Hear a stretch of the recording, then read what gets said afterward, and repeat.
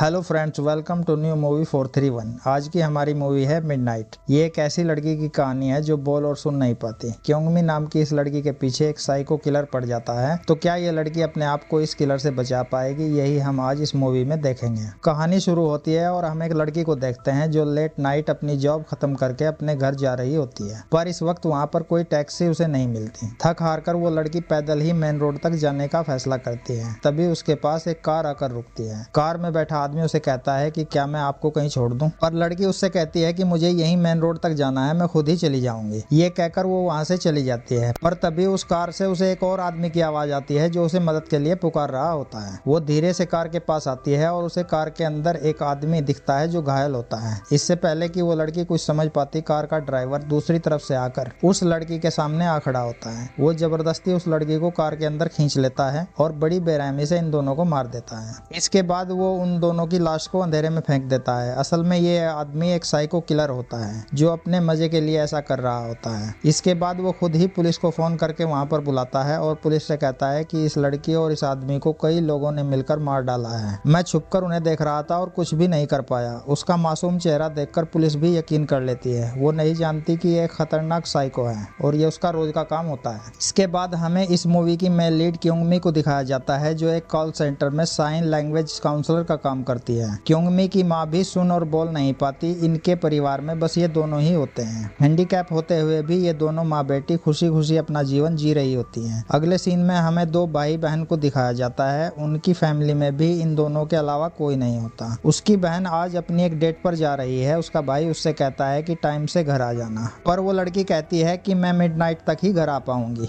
ये कहकर वो घर से बाहर निकल जाती है। इसके बाद हमें क्योंगमी की मॉम को दिखाया जाता है जो एक दुकान पर काम करती है और आज उसे उसकी सैलरी मिलती है। वो अपनी दोस्त को बताती है कि इन पैसों से वो अपनी बेटी क्योंगमी को एक आइलैंड पर घुमाने लेकर जाएगी। उसकी दोस्त उसकी साइन लैंग्वेज अच्छे से समझती है, पर बाहर के लोगों से बात करने में इन दोनों को बड़ी परेशानी होती है। इसके बाद हमें क्योंगमी को दिखाया जाता है जो अपना काम खत्म करके गाड़ी से अपनी मॉम को लेने आई है और जब उसकी मॉम तेजी से उसकी तरफ बढ़ती है तभी क्योंगमी की गाड़ी में लगा साउंड डिटेक्टर उसे मैसेज देता है कि कोई चीज तेजी से उनकी तरफ आ रही है। वो अपनी मॉम को अपनी साइन लैंग्वेज में रुकने का इशारा करता, तभी एक गाड़ी उसकी मॉम के पास से तेजी से गुजरती है और बड़ी मुश्किल से उसकी मॉम की जान बच पाती है। इसके बाद वो गाड़ी में आकर बैठती है और क्योंगमी को अपनी सैलरी दिखाती है और उस आइलैंड पर जाने वाली बात भी बताती है, जिसे सुनकर क्योंगमी भी बहुत खुश होती है। जिस शहर में ये रहते हैं वो बहुत छोटा सा शहर है और मिडनाइट में यहाँ की सड़कें सुनसान हो जाती हैं। इसी इलाके में वो लड़की चोई और उसका भाई टक भी रहता है। टक जब अपने घर आता है तो देखता है कि उसकी बहन चोई अभी तक घर वापस नहीं लौटी है, इसीलिए वो उसे कॉल करता है। अगले सीन में हमें वही साइको दिखाया जाता है जिसे शायद अपने शिकार की तलाश है। वो अंधेरे में अपनी गाड़ी में बैठा होता है। तभी वहाँ पर क्योंगमी अपनी माँ को लेकर पहुँचती है। वो अपनी मॉम को गाड़ी से उतार कर कहती है कि आप यहीं रुको, मैं गाड़ी पार्क करके 5 मिनट में आती हूँ। उसके जाने के बाद वो किलर अपने हाथ में चाकू लेकर तेजी से क्योंगमी की माँ की तरफ बढ़ता है, पर तभी उसे सामने से आती हुई वही लड़की चोई दिखती है जो अपने भाई टक से बात कर रही होती है। वो अपने भाई को अपनी लोकेशन बताती है और कहती है कि मैं घर के पास में ही हूँ और पहुँचने वाली हूँ। अब वो किलर क्योंगमी की मॉम को छोड़कर उस लड़की के पीछे चल पड़ता है और अपने चाकू से उस पर हमला करता है। क्योंकि क्योंगमी की माँ सुन नहीं सकती, इसीलिए उसे कुछ भी पता नहीं लगता कि उसके ठीक पीछे ही एक आदमी एक लड़की को मार रहा होता है। उधर क्योंगमी अपनी गाड़ी को पार्क करके एक पार्किंग टनल से अपनी मॉम के पास जाने लगती है। दूसरी तरफ टक सोचता है कि उसकी बहन चोई को अब तक तो घर पहुंच जाना चाहिए था। वो अपनी बहन को कॉल करता है पर अब वो फोन भी नहीं उठा रही होती है, इसीलिए वो उसे देखने उसी जगह पहुंच जाता है जहां पर उसकी बहन ने बताया था। वहां पर उसे क्योंगमी की मॉम मिलती है। वो उससे पूछता है कि क्या तुमने यहाँ पर किसी लड़की को देखा है, लेकिन वो चाहकर भी टक की बात समझ नहीं पाती और टक वहां से आगे बढ़ जाता है। तभी क्योंगमी वहां पर आती है। उसे देखकर वो साइको किलर अपनी गाड़ी की लाइट ऑफ करता है। तभी क्योंगमी के पैर के पास एक सफेद कलर की सैंडल आकर गिरती है। उसे लगता है जैसे उसे कोई मदद के लिए बुला रहा है। वो साइको फैसला करता है कि अगर ये लड़की उस तरफ गई तो मैं इसे भी मार डालूंगा और जैसे ही क्योंगमी उस तरफ जाती है वहां पर उसे जख्मी हालत में चोई मिलती है, पर इससे पहले कि वो चोई की कोई मदद कर पाती वो साइको उस पर भी हमला कर देता है। इस बार उसने मास्क भी लगाया होता है। जैसे ही वो क्योंगमी को मारने वाला होता है चोई उसे धक्का देकर गिरा देती है और क्योंगमी को वहां से भगा देती है। वो भागकर वापस पार्किंग में चली जाती है और उसके पीछे पीछे वो किलर भी वहां पर आ जाता है। जैसे ही क्योंगमी अपनी गाड़ी में बैठती है वो भी उसकी गाड़ी में चढ़ जाता है। अब वो समझ जाता है कि क्योंगमी कुछ भी बोल और सुन नहीं सकती। वो उसे चाकू दिखा उठाकर उसी जगह चलने के लिए कहता है जहाँ पर चोई घायल पड़ी थी, पर क्योंगमी जैसे तैसे गाड़ी से निकल जाती है और इसी दौरान अपना बैग भी वहीं पर गिरा देती है और भागते हुए अपनी मॉम की तरफ आती है। वो एक खंबे पर लगे इमरजेंसी अलार्म का बटन दबा देती है, जिससे उस पर लगी लाइट और कैमरे ऑन हो जाते हैं। ये सब देखकर वो साइको किलर वापस चोई के पास आता है और जल्दी जल्दी अपने कपड़े बदलता है और क्योंगमी और उसकी मॉम के पास आ जाता है। और क्योंकि पहले उसने मास्क लगाया हुआ था इसीलिए क्योंगमी उसे पहचान नहीं पाती। वो उनसे कहता है कि मैं अपनी बहन को ढूंढ रहा हूँ, क्या तुमने उसे कहीं देखा है, जिसने येलो स्कर्ट और व्हाइट सैंडल पहने हुआ था। क्योंगमी को लगता है कि ये उसी घायल लड़की की बात कर रहा है। वो अपने फोन में लिखकर बताती है कि यहाँ से कुछ दूर वो लड़की घायल पड़ी हुई है, पर तभी वहाँ पर पुलिस आ जाती है। वो पुलिस को देखकर उस जगह जाती है, पर चोई उसे वहाँ नहीं मिलती। ये देखकर उसे बड़ी हैरानी होती है। असल में उस किलर ने चोई को पहले ही बांधकर अपनी गाड़ी के अंदर डाल दिया था। अब क्योंगमी उस ऑफिसर से कहती है कि आप पार्किंग का सीसीटीवी फुटेज चेक करो, और जब ये लोग फुटेज चेक करते हैं तो उन्हें ऐसा कुछ भी नहीं मिलता। असल में कुछ लड़कों ने स्मोक करने के लिए कैमरों को दूसरी तरफ घुमा दिया होता है, पर पुलिस को वहाँ पर क्योंगमी का बैग और ड्रेस मिलता है जो उसने वहाँ पर फेंक दिया था।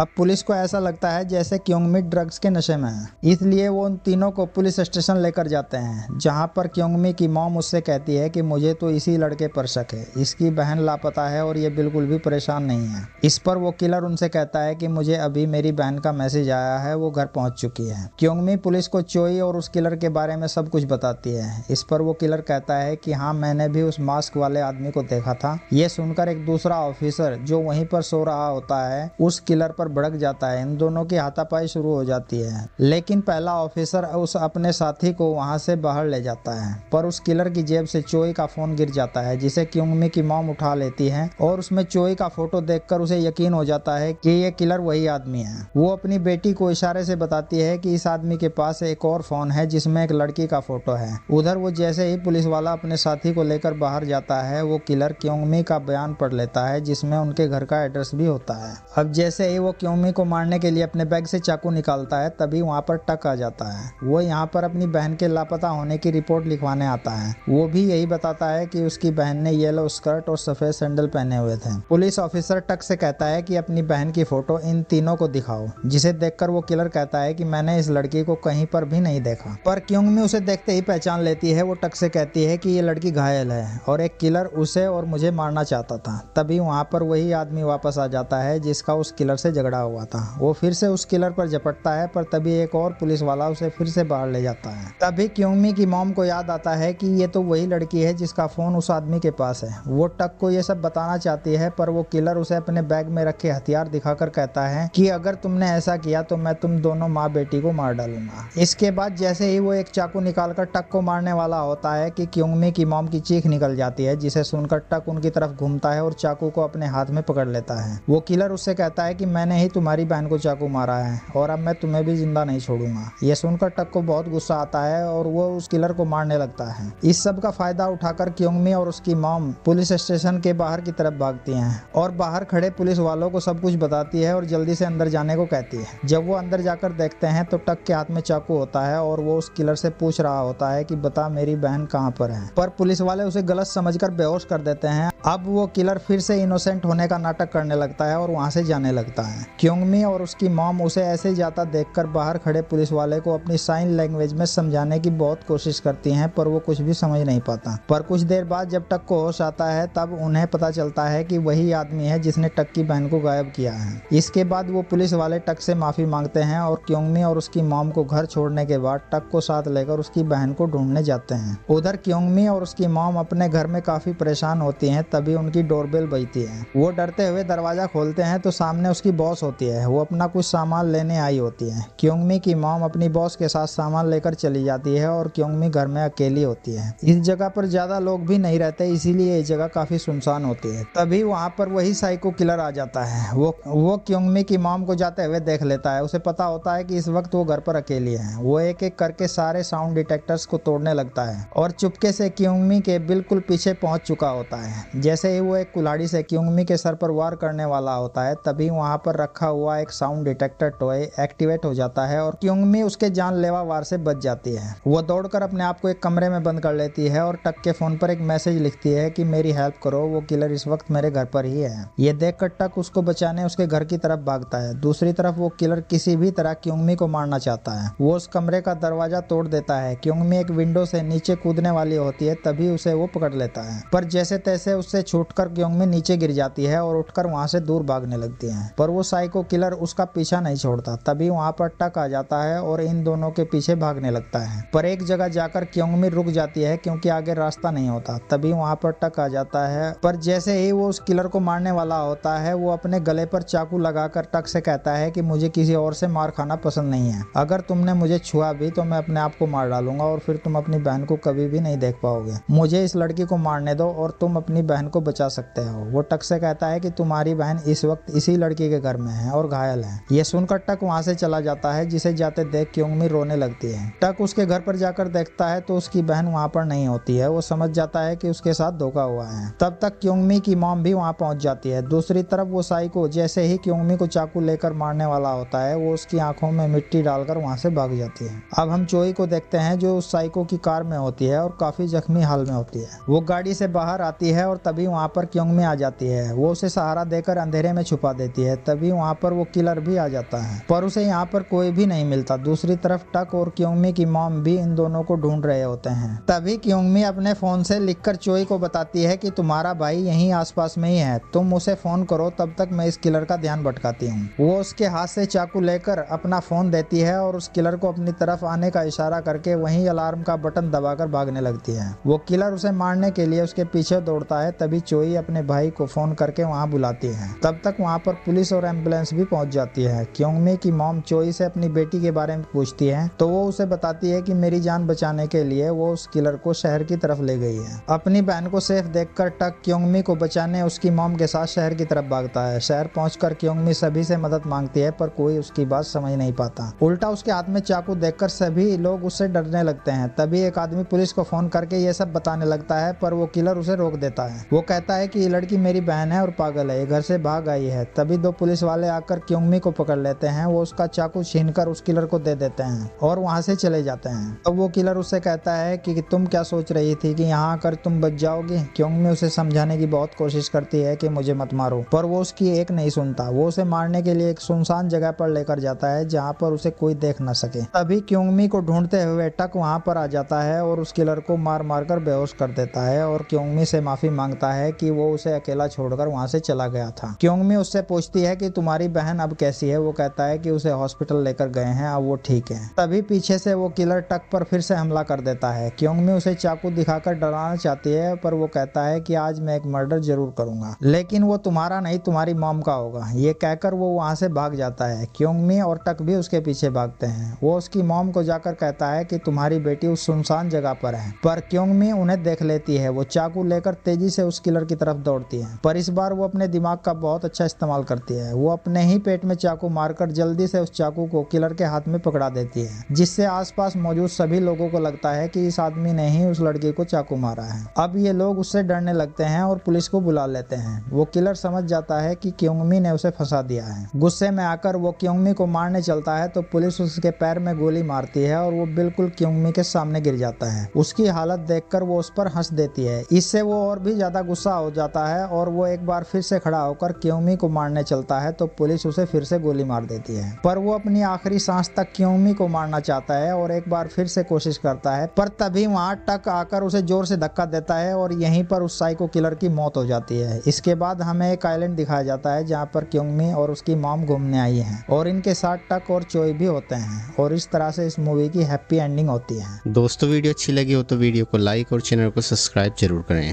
Thanks for watching.